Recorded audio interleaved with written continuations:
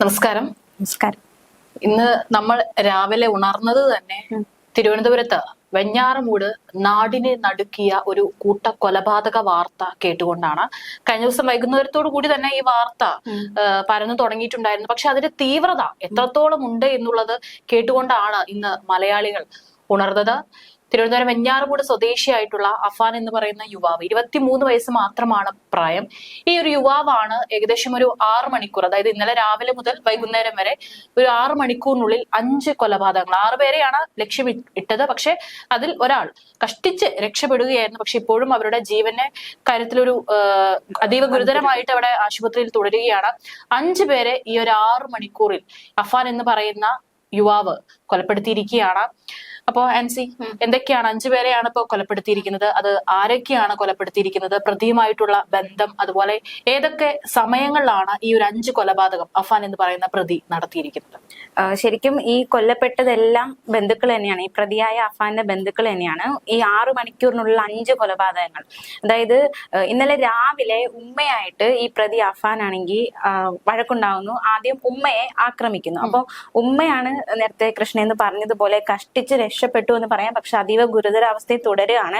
രാവിലെ 10 മണിയോടെയായിരുന്നു ആദ്യത്തെ ആക്രമണം. ഇന്നലെ രാവിലെ 10 മണിക്ക് ഉമ്മയോട് അഫാൻ പണം ആവശ്യപ്പെടുന്നു. പക്ഷെ അത് നൽകിയില്ല. അതിന്റെ പേരിൽ ഉമ്മയെ ആക്രമിക്കുന്നു. അത് കഴിഞ്ഞിട്ട് ഇത്രയും 1 മണിക്കൂർ ഗ്യാപ്പ്, പിന്നെ ഒരു 1:15 മുത്തശ്ശി സൽമ ബീവിയെ ഇയാൾ ആക്രമിക്കുന്നത്. മുത്തശ്ശി കൊല്ലപ്പെട്ടു, മരിച്ചു.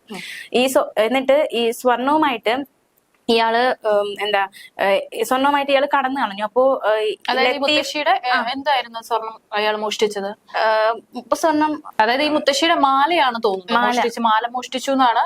കഴുത്തിൽ കിടന്ന മാല പൊട്ടിച്ചെടുത്തുകൊണ്ടാണ് അടുത്ത സ്ഥലത്തോട്ട് പോയിരിക്കുന്നത്. അപ്പോ ഇതിന്റെ ഇടയ്ക്ക് ഇയാളുടെ മറ്റൊരു ബന്ധുവായിട്ടുള്ള ലത്തീഫ് ഈ കാര്യങ്ങൾ അറിഞ്ഞിട്ടാകണം ഈ അഫാനെ ഫോണിൽ വിളിക്കുന്നു. അപ്പൊ ഈ അഫാന് മനസ്സിലായി എല്ലാം അറിഞ്ഞിട്ടാണ് ലത്തീഫ് വിളിക്കുന്നതെന്ന്. അപ്പൊ എന്നാ പിന്നെ ലത്തീഫിനെയും കൊല്ലാന്ന് കരുതി അഫാൻ ലത്തീഫിന്റെ അടുത്തേക്ക് പോവാണ്. അതായത് വെഞ്ഞാറമൂട് നിന്നും ചുറ്റിക വാങ്ങിയ ശേഷം വൈകിട്ട് 3 മണിയോടെ ബാപ്പയുടെ സഹോദരനാണ് ലത്തീഫ്. അപ്പോ ഈ ലത്തീഫിനെ ആക്രമിക്കുന്നു, ലത്തീഫിന്റെ ഭാര്യയെയും ആക്രമിക്കുന്നു. എന്നിട്ട് 4 മണിയോടെ സ്വന്തം കാമുകിയെ ഈ പേരുമലയിലുള്ള അഫാന്റെ വീട്ടിലേക്ക് വിളിച്ചു വരുത്തി കൊലപ്പെടുത്തുന്നു. അത് കഴിഞ്ഞ് ലാസ്റ്റ് ഒന്നും അറിയാത്ത ഒരു കുഞ്ഞിന്, അതായത് ഈ അഫാന്റെ തന്നെ സഹോദരനാണ്, കുഞ്ഞു പ്രായമാണ്, എങ്ങനെ ആ കുഞ്ഞിനെയൊക്കെ കൊല്ലാൻ ഇവന് തോന്നിയെന്ന് എനിക്ക് മനസ്സിലാവുന്നില്ല. ഈ സഹോദരൻ, അതായത് ഈ കുട്ടി സ്കൂൾ വിട്ട് വീട്ടിലേക്ക് വരുന്നു, അനുജൻ വീട്ടിലെത്തി ഉമ്മയെ അന്വേഷിക്കുന്നു. ഉമ്മയെ ഓൾറെഡി ആക്രമിച്ചിട്ടിരിക്കുകയാണല്ലോ. അപ്പോ ഉടനെ തന്നെ ഈ അഫാൻ ഈ അനിയനെ വീടിന്റെ അകത്ത് കയറ്റിയിട്ട് ചുറ്റിക കൊണ്ട് അടിച്ച് അനിയനെയും കൊലപ്പെടുത്തുന്നു. എന്നിട്ട് ഇയാള് കൊലപാതകം എല്ലാം കഴിഞ്ഞിട്ട് പ്രതി മുങ്ങിയോ ഒളിവിൽ പോകുകയൊന്നും ചെയ്തില്ല. ഡയറക്റ്റ് ഒരു ഓട്ടോയിൽ കയറുമ്പോഴും ഭാവവ്യത്യാസമൊന്നും ഇല്ല. ഓട്ടോ കയറി പോലീസ് സ്റ്റേഷനിൽ പോയി കീഴടങ്ങുന്നു. ഇതാണ്. അതിനു മുൻപ് ഈ പലപ്പോഴും ഈ അനിയെന്ന് നമ്മൾ പറഞ്ഞല്ലോ, 9ാം ക്ലാസ് വിദ്യാർത്ഥിയാണ്, 14 വയസ്സാണ് ഈ ഒരു അനിയന് പ്രായം. അപ്പോൾ അതിനു മുൻപ് അവിടെ നാട്ടുകാർ പറയുന്നുണ്ട് ഈ അനിയനായിട്ട് ബൈക്കിൽ പോകുന്നത് കണ്ടു. അതുപോലെ അവന് ഏറ്റവും ഇഷ്ടപ്പെട്ട ഭക്ഷണം കുഴിമന്തി ആയിരുന്നു. കുഴിമന്തി വാങ്ങിച്ചു കൊടുത്തു. എന്നിട്ട് അതിന്റെ കുറച്ച് അവശിഷ്ടങ്ങൾ ഈ വീട്ടിൽ നിന്ന് കണ്ടെത്തി എന്ന് പറയുന്നത്. എനിക്ക് തോന്നുന്നു ഒരുപക്ഷെ അവൻ മുഴുവനായിട്ട് അത് കഴിച്ചു കാണില്ല, അപ്പോൾ പാഴ്സലായിട്ട് കൊണ്ടുവന്നായിരിക്കും. ചിലപ്പോ ഒരുപക്ഷെ ഈ അനിയൻ കൊണ്ടുപോകുന്ന സമയത്ത് ഇവിടെ എനിക്ക് തോന്നുന്നു അമ്മയും അതുപോലെ തന്നെ ഈ പ്രണയിനി കാമുകിയെയും കൊലപ്പെടുത്തിയിട്ടുണ്ടാവായിരിക്കാം എന്ന് തോന്നുന്നു. അതിനുശേഷം ഒരുപക്ഷെ അനിയനെ കൊണ്ടുപോയതാണോ അതോ അനിയനെയും തിരിച്ച് കൂട്ടിക്കൊണ്ടുവന്ന ശേഷം കൊല നടത്തിയതാണോ എന്നുള്ളത് ഇപ്പോഴും അറിയില്ല. ശരിയാണ്. ശരിക്കും കുഴിമന്തി എപ്പോഴും വാങ്ങിക്കൊടുത്ത നേരത്തിലൊരു സ്കൂൾ വിട്ട് വന്നു, എന്നിട്ട് ഉമ്മ വീട് അടച്ചിട്ടിരിക്കുകയായിരുന്നു എന്നാണ് പറയുന്നത്. എന്നിട്ട് ഉമ്മയുടെ ഫോണിക്ക് വിളിച്ചു അത്രേ. അപ്പോ ഈ പറയുന്ന ചേട്ടനാണ് ഫോൺ എടുത്തത്, അഫാനാണ് ഫോൺ എടുത്തത്. അതിനുശേഷം പുറത്തേക്ക് ഇറങ്ങി വന്ന് പിന്നെ ബൈക്കിൽ അവനെ കൊണ്ടുപോയി കുഴിമന്തി വാങ്ങിച്ചു കൊടുത്തു. തിരിച്ച് ജ്യൂസും കാര്യങ്ങളൊക്കെ ഉണ്ടായിരുന്നു, അതൊക്കെ പാഴ്സലായിട്ട് വീട്ടിലേക്ക് കൊണ്ടുവന്നു. അതിന്റെ അവശിഷ്ടങ്ങൾ ഈ വീട്ടിൽ നിന്ന് കണ്ടെത്തിയിട്ടുണ്ടെന്ന് പറയുന്നു. അതിനുശേഷമാണ് പിന്നെ വീട്ടിലെത്തിയിട്ട് ഈ ഒരു കൊലപാതകം നടത്തുന്നത്. ഇവര് തമ്മിൽ ഏകദേശം ഒരു 10 വയസ്സിന്റെ വ്യത്യാസമുണ്ടെന്ന് പറയുന്നത്. മാത്രമല്ല ഇവരുടെ ഉപ്പ നാട്ടിലില്ല. അയാള് 7 വർഷത്തോളമായിട്ട് അയാൾ വിദേശത്താണ്, സൗദിയിലാണ്. ആ സമയത്ത് പിന്നെ 10 വയസ്സിന്റെ ഒരു വ്യത്യാസം ഉള്ളത് കൊണ്ട് തന്നെ അനിയനെ പോലെയല്ല, ഒരു അച്ഛനെ പോലെ ആയിരുന്നു അവനെ നോക്കിയിരുന്നത്. പക്ഷെ ഈ ഒരു അനിയനെ പോലും ഇത്രയും ക്രൂരമായിട്ട് കൊലപ്പെടുത്തണമെന്നുണ്ടെങ്കിൽ എന്തായിരിക്കും അവന് അതിന് പിന്നിലുള്ള ഒരു മാനസികാവസ്ഥ, അല്ലെങ്കിൽ അതിലേക്ക് നയിച്ചിട്ടുള്ള കാരണം എന്നുള്ളതൊന്നും ഇപ്പോഴും വ്യക്തമല്ല. ഏതായാലും ഈ ഇത്രത്തോളം ഈ 5 കൊലപാതകമാണ് നടത്തിയിട്ടുള്ളത്. മുത്തശ്ശി, അതുപോലെ തന്നെ ഉപ്പയുടെ സഹോദരനും സഹോദരന്റെ ഭാര്യയും, ഉമ്മ ഈ ഗുരുതരാവസ്ഥയിലാണ്, അനിയനും അതുപോലെ തന്നെ കാമുകിയായിട്ടുണ്ടായിരുന്ന ഒരു പെൺകൊച്ചിനെയും. അത് 22 വയസ്സാണ് പ്രായം, കാമുകിയാണ്. തന്നെയാണ് കൊലപ്പെടുത്തിയിരിക്കുന്നത്. ഇപ്പോൾ ഈ ഒരു കൂടുതൽ വിവരങ്ങൾ ഇപ്പോൾ ഓരോ കാര്യങ്ങളായിട്ട് ഇങ്ങനെ വന്നുകൊണ്ടിരിക്കുകയാണ്. അപ്പോൾ പോലീസ് എന്തായാലും ആദ്യത്തെ ഒരു ഈ കൊല നടന്ന് കുറച്ച് മണിക്കൂറുകൾ കഴിയുമ്പോൾ ഒരു പ്രാഥമിക നിഗമനത്തിലെത്തും. എന്തൊക്കെയാണ് ഇപ്പോൾ ഈ കൊലപാതകത്തിലേക്ക് നയിച്ചിട്ടുള്ള കാര്യങ്ങൾ എന്ന് പറഞ്ഞുകൊണ്ട് പോലീസ് പറയുന്ന പ്രാഥമികമായിട്ടുള്ള നിഗമനങ്ങൾ എന്തൊക്കെയാണ്? ഈ പ്രാഥമികമായിട്ട് അവരുടെ നിഗമനം ഈ സാമ്പത്തിക പ്രതിസന്ധിയാണ്. ഇപ്പൊ പോലീസ് എത്തിയിരിക്കുന്ന നിഗമനം ഇവരിന് സാമ്പത്തിക പ്രതിസന്ധി ഉണ്ടായിരുന്നു എന്നൊരു നിഗമനത്തിലാണ്. ശരിക്കും ഈ കൂട്ടക്കൊലയ്ക്ക് പണം ആവശ്യപ്പെടുന്നു, പണം കിട്ടുന്നില്ല, അപ്പോൾ അത്തരത്തിമേലുള്ള വഴക്ക് ഈ ഒരു കൊലപാതകത്തിലേക്ക് നയിക്കപ്പെടുന്നു എന്നതടക്കമുള്ള ഒരു നിഗമനത്തിലാണ് പോലീസ് ഇപ്പോൾ ഉണ്ടായിരിക്കുന്നത്. ഇയാള് ഈ പിതാവിനൊപ്പം അഫാൻ ശരിക്കും വിദേശത്തായിരുന്നു. അടുത്തിടെയായിരുന്നു നാട്ടില് ഇയാള് തിരിച്ചെത്തിയത്. ഈ പാങ്ങോട് താമസിക്കുന്ന, അതായത് കല്ലറ പാങ്ങോട് താമസിക്കുന്ന പിതാവിന്റെ അമ്മയോട്, മുത്തശ്ശിയോട് പണയം വയ്ക്കാനായി അഫാൻ പലവട്ടം സ്വർണ്ണം ആവശ്യപ്പെട്ടു. എന്നാൽ സൽമ ബീവി ഈ പണം കൊടുത്തില്ല. തിങ്കളാഴ്ച വീട്ടിലെത്തിയ അഫാൻ മുത്തശ്ശിയെ കൊന്ന് ഈ സ്വർണ്ണം മാല കൈക്കലാക്കി, എന്നിട്ട് വെഞ്ഞാറ് മൂട്ടിലെത്തി ഇത് പണയം വെച്ചു. ഈ പണം ഉപയോഗിച്ച് ബൈക്കിൽ പെട്രോൾ അടിച്ചു എന്നതടക്കമുള്ള റിപ്പോർട്ടുകൾ പുറത്തു വരുന്നുണ്ട്. അത് ഈ പിതൃ സഹോദരനായ ലത്തീഫ് സ്വത്ത് നൽകാത്തതിൽ ഒരു അമർഷം ഉണ്ടായിരുന്നു എന്നൊരു റിപ്പോർട്ടും വരുന്നുണ്ട്. അപ്പോഴും അവിടെയും ഒരു സ്വത്ത് തർക്കം അല്ലെങ്കിൽ സാമ്പത്തിക പ്രതിസന്ധി തന്നെയാണ് ഈ എല്ലാം ഇതുവരെ വന്നിട്ടുള്ളതിൽ നമുക്ക് മനസ്സിലാക്കാൻ സാധിക്കുന്നത്. പിന്നെ ഈ സാമ്പത്തിക ബാധ്യത രൂക്ഷമാണ് എന്ന ഒരു അതായത് പിതാവിന്റെ മൊഴി അനുസരിച്ച് ഇവർക്ക് വലിയ രീതിയിലുള്ള സാമ്പത്തിക പ്രതിസന്ധി ഉണ്ടായിരുന്നു. അപ്പൊ ഇപ്പോൾ ഉള്ള വീടും പറമ്പും ഒക്കെ വിറ്റിട്ട് അത് നികത്തണം, അല്ലെങ്കിൽ ആ ഒരു സാമ്പത്തിക പ്രതിസന്ധി മറികടക്കണം എന്നൊരു പ്ലാൻ ഇവർക്ക് ഉണ്ടായിരുന്നു എന്നതടക്കമുള്ള വിവരങ്ങളൊക്കെ പുറത്തു വരുന്നുണ്ട്.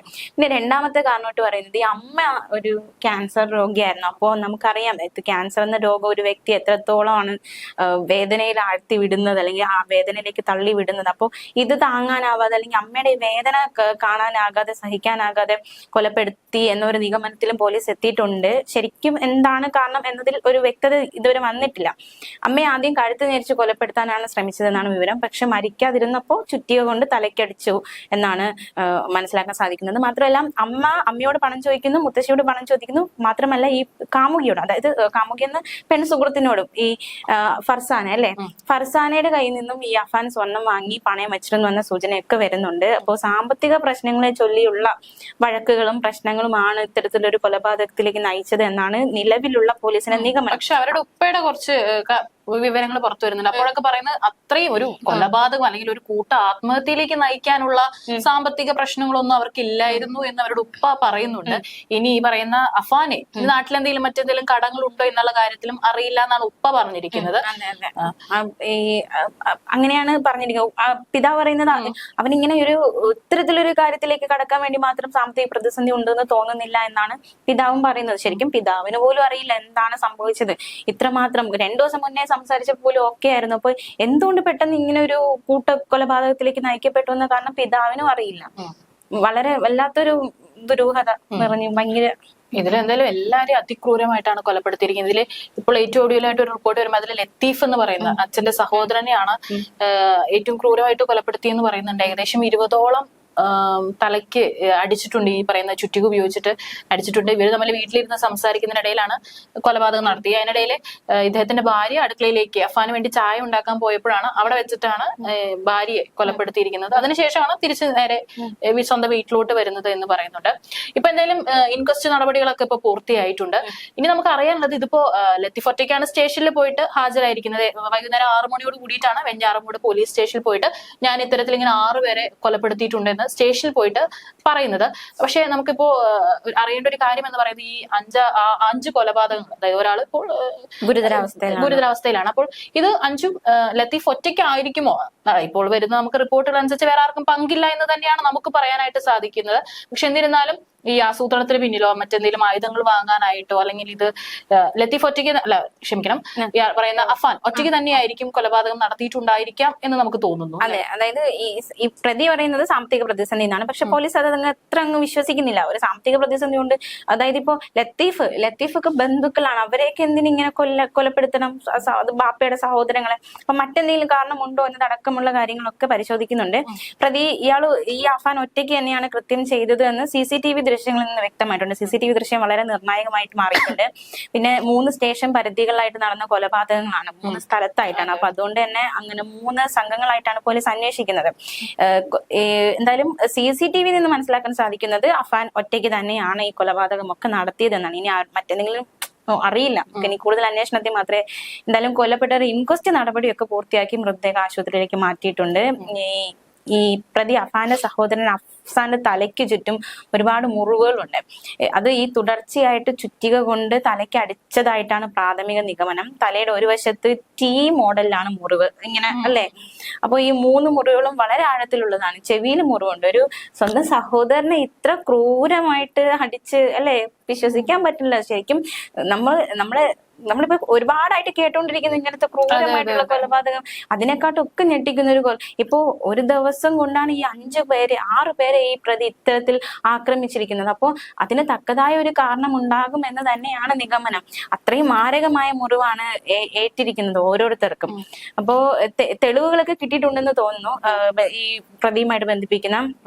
അതുപോലെ ഈ പെൺസുഹൃത്ത്, ആദ്യം ഒരു കൺഫ്യൂഷൻ വന്നത് പോലീസിന് ഈ പെൺസുഹൃത്ത് ആരാന്ന്, കാരണം ആ വീട്ടിലുള്ള ഒരാളല്ല എന്ന് മനസ്സിലായിട്ടുണ്ട്. ബാക്കി എല്ലാവരും ബന്ധുക്കളാണ്, അച്ഛന്റെ സഹോദരൻ, അമ്മ, അനിയൻ, അങ്ങനെ. പക്ഷെ ഈ പെൺസുഹൃത്ത് അവിടെയുള്ള വീട്ടിലുള്ള ഒരാളല്ല. പക്ഷെ ഈ പെൺസുഹൃത്തിന്റെ മുഖമടക്കം വികൃതമാക്കിയിട്ടാണ് കൊലപ്പെടുത്തിയിരിക്കുന്നതെന്നാണ് പറയുന്നത്. പിന്നെ അത് മാത്രമല്ല, പോലീസിനോട് പറഞ്ഞിരിക്കുന്നത് അവനും ആത്മഹത്യ ചെയ്യാൻ ശ്രമിച്ചിട്ടുണ്ടല്ലോ, എലിവേഷൻ കഴിച്ചിട്ടുണ്ട്. അപ്പോൾ അവൻ മരിച്ചു കഴിഞ്ഞാൽ അവന്റെ പ്രണയിനി ഒറ്റയ്ക്കാകുമെന്ന് കരുതിയിട്ടാണ് പെൺസുഹൃത്തിനെ. ഈ പെൺസുഹൃത്ത് വെഞ്ഞാറമൂട് സ്വദേശി തന്നെയാണ്. പക്ഷെ വീട്ടിൽ നിന്ന് കള്ളം പറഞ്ഞുകൊണ്ട്, അല്ലെങ്കിൽ പഠിക്കാൻ PG വിദ്യാർത്ഥിനിയാണ്, വീട്ടിൽ നിന്ന് കള്ളം പറഞ്ഞുകൊണ്ടാണ് ഈ പറയുന്ന അഫാന്റെ വീട്ടിലോട്ട് എത്തിയിരിക്കുന്നത്. അവന്റെ മുറിയിൽ വെച്ചിട്ട് ഇരിക്കുന്ന നിലയിലായിരുന്നു ഈ ഫർസാനയുടെ മൃതദേഹം കണ്ടെത്തിയിരിക്കുന്നത്. അതും തലയിൽ ഒരുപാട് മുറിവുണ്ട്, മുഖം വികൃതമായിട്ടുള്ള നിലയിലായിരുന്നു. പക്ഷെ നാട്ടുകാരൊക്കെ മുൻപും ഈ പെൺസുഹൃത്തായിട്ട് കണ്ടിട്ടുണ്ടെന്ന് പറയുന്നു. ബൈക്കിൽ ഒരുമിച്ച് കഴിഞ്ഞ കുറച്ച് ദിവസങ്ങൾക്ക് മുമ്പ് ബുള്ളറ്റിൽ ഇവര് രണ്ടുപേരും ഒരുമിച്ച് പോകുന്നത് കണ്ടിട്ടുണ്ട്. അതുപോലെ ഈ പെൺകുട്ടിയുടെ വീട്ടിലും ഈ ഒരു പ്രണയബന്ധം അറിയാമെന്നാണ് പറഞ്ഞിരിക്കുന്നത്. അതും അവിടെയുള്ള സ്വദേശി തന്നെയാണ്. പെൺകുട്ടിയും അതിക്രൂരമായിട്ടാണ് മുഖം വിളിച്ചു വരുത്തിയിട്ട് അല്ലെങ്കിൽ തന്റെ ആൺസുഹൃത്ത് വിളിക്കുമ്പോ എന്ത് ഇതായിട്ടായിരിക്കും ആ കുട്ടി പോയത്, അതിനെ വിളിച്ചു വരുത്തി കൊലപ്പെടുത്തിയിരിക്കുന്നു. കഴിഞ്ഞ ദിവസമൊക്കെ മാധ്യമപ്രവർത്തകർ ഈ പെൺകുട്ടിയുടെ വീട്ടിൽ പോയപ്പോ ആ പിതാവിന്റെ ഒരു അവസ്ഥ അവർ പറയണ്ടായി. ഒരു കസേരയിൽ ഇരുന്നിട്ട് അദ്ദേഹം തളർന്നിരിക്കുകയാണ്. തന്റെ മകളാവല്ലേ എന്നായിരുന്നു അദ്ദേഹം പ്രാർത്ഥിക്കുന്നുണ്ടായിരുന്നത് എന്ന് നാട്ടുകാരടക്കം പറഞ്ഞിട്ടുണ്ടായിരുന്നു. അപ്പൊ ഒരു റിപ്പോർട്ടറെ കണ്ടപ്പോ ആ പരിചയമില്ല റിപ്പോർട്ടറെ, ആളെ കണ്ടിട്ട് ഉടനെ പറയാണ് എന്റെ മോള് പോയി. അപ്പോ എന്ത് ക്രൂരതയാണ് ഈ ഒരു അഫാൻ ചെയ്തിരിക്കുന്നത്, എത്ര പേരെയാണ് വിഷമത്തിൽ തള്ളിവിട്ടിരിക്കുന്നത് ഈ ഒരു പ്രതിയുടെ മാനസിക എന്ത് രീതിയിലാണ്, എന്ത് ഒരു ഇതിലാണ് ഇയാൾ ചെയ്തതെങ്കിലും ഇനി അയാൾ എങ്ങനെ മുന്നോട്ട് പോകും, മുന്നോട്ട് ജീവിക്കും എന്നത് വലിയൊരു ചോദ്യം തന്നെയാണ്. അയാളുടെ മാനസികാവസ്ഥ എങ്ങനെയായിരിക്കും? ഇത്രയും പേരെ കൊലപ്പെടുത്തി അയാളുടെ ഒരു പോട്ടെ വേറെ ആരെങ്കിലും സ്വന്തം ഉറ്റവരെയാണ് കൊലപ്പെടുത്തിയിരിക്കുന്നത്. അപ്പൊ അയാളുടെ മുന്നോട്ടുള്ള ജീവിതം അല്ലെങ്കിൽ മാനസികാവസ്ഥയ്ക്ക് ഏത് രീതിയിലായിരിക്കും, ഒന്നും ഒരു വല്ലാത്തൊരു സംഭവമായി പോയി. അതുപോലെ തന്നെ നമുക്ക് ഈ ഒരു സാഹചര്യത്തിൽ ആ ഒരു അച്ഛന്റെ ഒരു ഉപ്പയുടെ മാനസികാവസ്ഥ കൂടെ നമുക്ക് പറയാതിരിക്കാൻ സാധിക്കില്ല. കാരണം അദ്ദേഹം 5-6 വർഷം 7 വർഷത്തോളമായി എന്ന് പറയുന്നുണ്ട്. അദ്ദേഹം പ്രവാസി ജീവിതമാണ്, അവിടെ കിടന്നുകൊണ്ട് കഷ്ടപ്പെട്ട് സ്വന്തം മക്കളെ കാണാതെ സ്വന്തം വീട്ടും നാടും എല്ലാം വിട്ടിട്ടാണ് അദ്ദേഹം അത്രയും വർഷങ്ങളായിട്ട് അവിടെ സൗദിയിലാണ് അദ്ദേഹം ജോലി ചെയ്യുന്നത്. അവിടെ ഒരു ചെറിയ കട നടത്തുവാണെന്ന് പറയുന്നത്. അദ്ദേഹം അവിടെ എന്താ പറയാ മരിച്ച് പണിയെടുക്കുകയാണ് സ്വന്തം വീട്ടുകാർക്ക് വേണ്ടിയിട്ട്, എല്ലാവർക്കും. പ്രവാസികളുടെ ജീവിതം ഇപ്പോഴും അദ്ദേഹം വരുന്നതിന്റെ കാര്യം എന്തൊക്കെയോ കുറച്ച് നൂലാമാലകൾ ഉണ്ടെന്ന് പറയുന്നു. സൗദിയിലായതുകൊണ്ട് തന്നെ അതിന് ശ്രമിക്കുകയാണ്, അവിടെയുള്ള മലയാളി ആളുകളൊക്കെ ശ്രമിച്ചുകൊണ്ടിരിക്കുകയാണ്. അദ്ദേഹത്തിന് ആദ്യം ഇവിടുന്ന് ഫോൺ വിളിച്ചിങ്ങനെ പറയുന്നുണ്ടായിരുന്നു, ചെറുതായിട്ട് മകനും ഭാര്യയ്ക്കും ചെറിയൊരു കുറച്ച് പ്രശ്നമുണ്ട് എന്ന് മാത്രമേ പറഞ്ഞിട്ടുണ്ടായിരുന്നുള്ളൂ. എന്താണ് ഏതാണെന്നൊന്നും വിവരിച്ചില്ല. കാരണം കൊലപ്പെടുത്തിയിരിക്കുന്നതും സ്വന്തം മകൻ തന്നെയാണ്. പക്ഷെ പിന്നീട് അറിയിക്കാതിരിക്കാൻ സാധിച്ചില്ല. കാരണം അദ്ദേഹത്തിനെ ഇവിടെ എന്തായാലും നാട്ടിലെത്തിക്കേണ്ടിയിരിക്കുന്നു. അപ്പോൾ പിന്നീടാണ് അദ്ദേഹം ഇത്രയും ക്രൂരമായിട്ടുള്ള ഒരു കൊലപാതകം ആണ് തന്റെ വീട്ടിൽ നടന്നിരിക്കുന്നത്. അപ്പോൾ ഈ അച്ഛന്റെ മാനസികാവസ്ഥ എങ്ങനെയായിരിക്കും ഇനി നാട്ടിലോട്ട് വരുന്ന സമയത്ത്? അതെ, അദ്ദേഹം പറയുന്നത് ഈ സാമ്പത്തിക ബാധ്യതയുള്ളതായിട്ട് അറിയില്ല, ഈ പെൺകുട്ടിയായുള്ള ബന്ധത്തെ കുറിച്ച് അറിയില്ല, സൗദിയിലുള്ള ബാധ്യതകളല്ലാതെ മറ്റൊരു ബാധ്യതയും തനിക്കില്ല. പിന്നെ 75 ലക്ഷം രൂപയുടെ കടം എന്റെ പിതാവിനുണ്ട് എന്ന് അഫാൻ മൊഴി നൽകിയിട്ടുണ്ട്. പക്ഷെ കടത്തെ ചൊല്ലി വീട്ടിൽ ഈ തർക്കമുണ്ടായി, അങ്ങനെയെങ്കിൽ ആരും ജീവിക്കണ്ട എന്ന് അഫാൻ പറഞ്ഞു എന്നൊക്കെയാണ് പോലീസ് വ്യക്തമാക്കിയിരിക്കുന്നത്. അപ്പൊ ഇതൊക്കെ ഈ പിതാവിനെ സംബന്ധിച്ച് ഒരു ഷോക്കിംഗ് ന്യൂസ് ആണ്. കാരണം 2 ദിവസം മുൻപും ഇദ്ദേഹം വീട്ടിൽ വിളിച്ചിരുന്നു. പ്രത്യേകിച്ച് പ്രശ്നങ്ങൾ ഉള്ളതായി വീട്ടുകാർ പറഞ്ഞിട്ടില്ല. ഇളയ സഹോദരങ്ങളോടും, മാത്രമല്ല ഇപ്പൊ കൊല്ലപ്പെട്ടത് ഇളയ സഹോദരങ്ങളാണ്, തന്റെ ഉമ്മയോടും തന്റെ സഹോദരനോടും ഈ അഫാന് യാതൊരു പ്രശ്നങ്ങളും ഇല്ലായിരുന്നു എന്നാണ് പിതാവ് പിതാവ് പറയുന്നത്. പ്രത്യക്ഷത്തിൽ യാതൊരു പ്രശ്നം ഇവരായിട്ട് അഫാൻ ഇല്ലായിരുന്നു. കഴിഞ്ഞ ദിവസങ്ങളിലും അവിടേക്ക് അഫാൻ സന്തോഷത്തോടെ പോയി എന്നാണ് പിതാവ് പറയുന്നത്. അപ്പൊ ഈ പെട്ടെന്ന് എന്തുകൊണ്ട് ഇങ്ങനെ സംഭവിച്ചു എന്ന കാര്യത്തിൽ ആ പിതാവിന് ഒരു വ്യക്തതയില്ല. പിന്നെ ഈ സന്ദർശക വിസയിൽ സൗദി വന്നപ്പോഴൊക്കെ ഈ കച്ചവടത്തിന്റെ പേരിലുള്ള ബാധ്യതയോ കടമോ ഒന്നും ഈ അഫാന്റെ പേരിൽ ഉണ്ടായിട്ടില്ല എന്നാണ് പിതാവ് പറയുന്നത്. പിന്നെ 6 മാസത്തെ സന്ദർശക വിസയിലാണ് അഫാൻ സൗദിയിൽ എത്തിയത്. അപ്പോ വളരെ സന്തോഷത്തോടെയാണ് പിതാവിനൊപ്പം അഫാൻ അവിടെ കഴിഞ്ഞത്. നാട്ടിലേക്ക് വന്നത് വളരെ സന്തോഷത്തോടെ തന്നെയാണ്. അപ്പോ എന്താണ് സംഭവിച്ചതെന്ന് അന്യനാട്ടിലിരിക്കുന്ന ഒരു മനുഷ്യൻ തന്റെ വീട്ടിൽ നടന്ന ഈ സംഭവങ്ങൾ അറിയുമ്പോൾ ആ മനുഷ്യന്റെ മാനസികാവസ്ഥ എന്താണെന്ന് നമുക്ക് ചിന്തിക്കാവുന്നതേ ഉള്ളൂ. ഇനി ആ മനുഷ്യൻ മാത്രം അല്ലെ അദ്ദേഹം ഉണ്ടായിരുന്നെങ്കിൽ ചിലപ്പോൾ അദ്ദേഹത്തെ കൊലപ്പെടുത്തിയേക്കാം നമുക്ക് പറയാൻ പറ്റില്ല. എന്ത് മാനസികാവസ്ഥയിലൂടെയാണ് അഫാൻ പോയത്, അവന്റെ പിന്നിലുള്ള ലക്ഷ്യം എന്തായിരുന്നു എന്ന് നമുക്ക് അറിയാൻ പറ്റത്തില്ല. പിന്നെ ഈ ബാധ്യതകളൊക്കെ തീർക്കാൻ വേണ്ടി വീടും പുരയിടവും വിറ്റ് അത് ബാധ്യത തീർക്കാനുള്ള ഒരു ശ്രമത്തിലായിരുന്നു. പക്ഷെ അത് നടന്നില്ല. ഇങ്ങനെ ഈ വീടും പുരയിടമൊക്കെ വിറ്റ് ബാധ്യത തീർക്കുന്നതിൽ അഫാന് യാതൊരു പ്രശ്നം ഉണ്ടായിരുന്നില്ല. അതായത് പിതാവ് അങ്ങനെ ഒരു പ്ലാൻ മുന്നോട്ട് വെച്ചപ്പോ അഫാന് സമ്മതിച്ചു, ശരി വീടും പുരയിടവും വിറ്റ് നമുക്കത് കടം തീർക്കാമെന്ന് അഫാൻ സമ്മതിച്ചു എന്നാണ് പിതാവ് പറയുന്നത്. അപ്പോ അതിന് അവന് യാതൊരു പ്രശ്നം ഇല്ലായിരുന്നു. അപ്പൊ ശരിക്കും എന്താണ് സംഭവിച്ചത് എന്നത് വലിയൊരു ആശങ്ക. അതൊരു എന്റെ ഒരു സംശയമാണ്.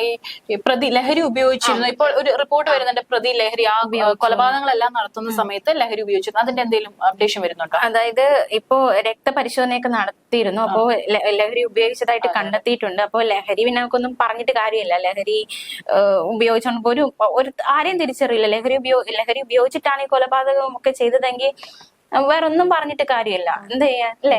ലഹരി ഉപയോഗിച്ചതൊന്നും അറിയില്ല. അതിനുള്ള പരിശോധന നടക്കുകയാണ്. ഒരു ബോധവും ഇല്ലാതെ എന്തെങ്കിലുമൊക്കെ ചെയ്ത് കൂട്ടയല്ലേ. കാരണം ലഹരിയുടെ ഉപയോഗിച്ചിട്ട് എത്ര കൊലപാതകങ്ങൾ നടക്കുന്നു, നമ്മുടെ പീഡനങ്ങളൊക്കെ നടക്കുന്നത് നമ്മൾ ദിവസവും കാണുന്നതാണ്. ഏതായാലും നമ്മുടെ വീടുകളിലൊക്കെ നമ്മൾ സുരക്ഷിതരാണ്. എന്താല്ലേ എന്ത് സംഭവം അല്ലേ?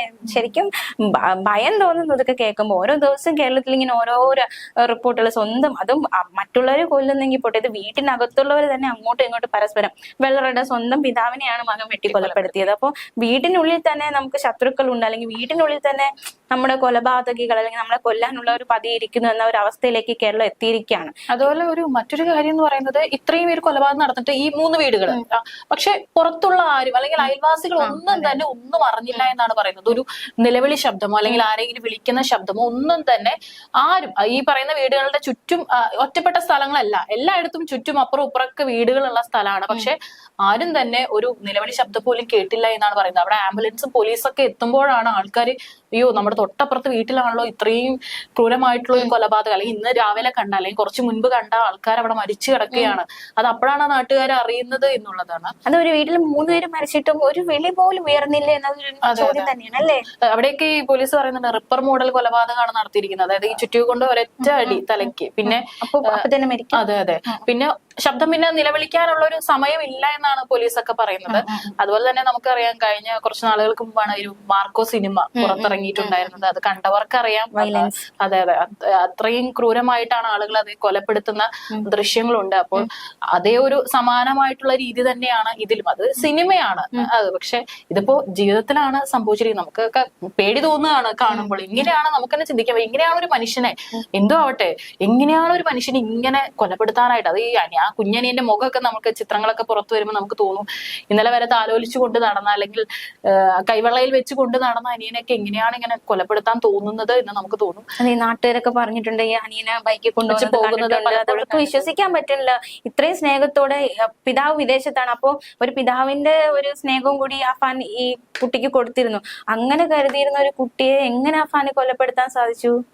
ഏതായാലും ഇനിയിപ്പോ മനുഷ്യ മനസാക്ഷിയൊക്കെ മരവിക്കുന്ന തരത്തിലുള്ള വാർത്തകളാണ് നമ്മൾ കേട്ടുകൊണ്ടിരിക്കുന്നത്. എനിക്ക് തോന്നുന്നത് ഈ വർഷം തുടങ്ങിയപ്പോ മുതൽ തന്നെ, ജാനുവരി മുതൽ തന്നെ ഒരുപാട് ഇത്തരത്തിലുള്ള ക്രൈം, ഇപ്പൊ പാലക്കാട് മറ്റേ ചെന്താമര സ്വന്തം അയൽവാസികളെ വെട്ടിക്കൊലപ്പെടുത്തിയതും ഇവിടെ തിരുവനന്തപുരത്ത് നടന്നിട്ടുള്ള കൊലപാതകങ്ങളൊക്കെ വെച്ച് നോക്കുമ്പോൾ ഈ വർഷം തുടങ്ങിയത് തന്നെ ഇത്തരത്തിലുള്ള അതിക്രൂരമായിട്ടുള്ള കൊലപാതകങ്ങൾ വാർത്ത കേട്ടുകൊണ്ടാണ്. നമുക്കൊക്കെ ഇതിങ്ങനെ വായിക്കുമ്പോഴും നമ്മൾ അതിനെക്കുറിച്ച് വാർത്ത എടുക്കുമ്പോഴൊക്കെ നമുക്ക് തന്നെ ഒരു നിമിഷം നമ്മളും തളർന്നിരുന്നു. അത്രയും ക്രൂരമായിട്ടാണ് സ്വന്തം രക്തബന്ധത്തെ, ഉമ്മയെ, ഉപ്പയെ അല്ലെങ്കിൽ എല്ലാരെയും ഇത്തരത്തിൽ കൊലപ്പെടുത്തുന്നത്. ഏതായാലും ഇതിന്റെ കൂടുതൽ ദുരൂഹതകൾ ഇനിയും പുറത്തു വരാനുണ്ട്. ആ ഉമ്മയുടെ മൊഴി ഏറെ നിർണായകമാകും ഈ കേസിൽ. പക്ഷെ ഉമ്മയ്ക്ക് ഇതുവരെയായിട്ടും ബോധം വന്നിട്ടില്ല. ഗുരുതരമായിട്ട് ഒന്നാമത് ഉമ്മ ക്യാൻസർ രോഗിയാണ്. അപ്പോൾ അതും ഉണ്ട്. പിന്നെ ഗുരുതരമായിട്ടുള്ള മുറിവാണ് പറ്റിയിട്ടുള്ളത്. അപ്പോൾ അതിനുശേഷം മാത്രമാണ് ഇത്തരം ഒരു കൊലപാതകത്തിലേക്ക്, കൂട്ടക്കൊലപാതകത്തിലേക്ക് നയിച്ചതിന് പിന്നിൽ ഈ ഇപ്പൊ പറയുന്ന കാരണങ്ങളല്ലാതെ മറ്റെന്തെങ്കിലും കാരണങ്ങൾ ഉണ്ടോ എന്നുള്ളതിലെല്ലാം നമുക്ക് വ്യക്തത വരുള്ളൂ. ഏതായാലും ഇപ്പോൾ പ്രതി പറഞ്ഞിട്ടുള്ള മൊഴികളൊന്നും പോലീസ് അത് എടുത്തിട്ടില്ല. എന്നിരുന്നാലും പ്രാഥമിക നിഗമനം എന്ന് പറഞ്ഞുകൊണ്ട് ഇതാണ് പുറത്തു വരുന്നത്. പിന്നെ ഈ പ്രതി സഹകരിക്കുന്നില്ല. ഇയാൾ എലിവേഷൻ കഴിച്ചു ചികിത്സയിലാണ്. പക്ഷെ ഈ ആശുപത്രി കൊണ്ടുപോയപ്പോ കാനയൊക്കെ ഊരിക്കളയുന്നു, അല്ലെങ്കിൽ ഭയങ്കര ഒരു സഹകരണം ഇല്ല, ഈ ചികിത്സയോടൊന്നും സഹകരിക്കുന്നില്ല. അപ്പോ ഏതായാലും പോലീസ് ഇനിയിപ്പോ അന്വേഷണ നടപടികളെല്ലാം തന്നെ പുരോഗമിച്ചുകൊണ്ടിരിക്കുകയാണ്. ഇൻക്വസ്റ്റ് നടപടികൾ കഴിഞ്ഞു. ഏതായാലും കൂടുതൽ ചോദ്യം ചെയ്യലിൽ നിന്ന് മാത്രമാണ് എന്താണ് ഇനി കൊലപാതകത്തിലേക്ക് നയിച്ചിട്ടുള്ള കാര്യങ്ങൾ എന്നുള്ളതിൽ കൂടുതൽ വ്യക്തത വരികയുള്ളൂ. നമസ്കാരം.